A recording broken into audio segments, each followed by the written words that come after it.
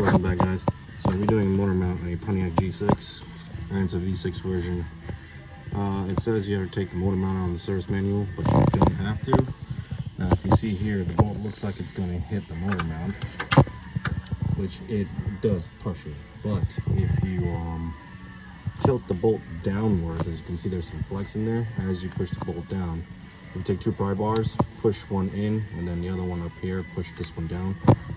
It'll go into a gap or a crevice back there. As you can see, there's space down there, and you can push the bolt all down to that crevice and take the bolt, pretty much take the bolt out of the sleeve in the control arm and take it out, and then put the new one in. And what you would have to do is you'd have to put a vice grip here, and then a pry bar back on the back of that washer on the back of the bolt, the head of the bolt.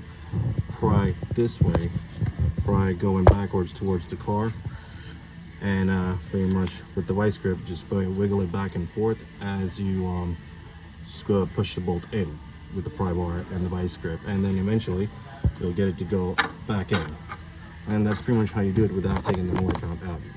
It says you have to, and by the looks of it, you might rip this mount out, which is why I was like, there's got to be a trick. And I figured out the trick. So, yeah, that's how you do it without taking the mount out, and save you about 2 hours, I think, or 3 hours, because this is just stupid.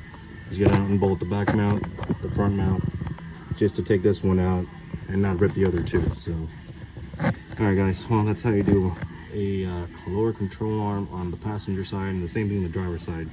But the driver's side looks a little bit easier compared to this mess.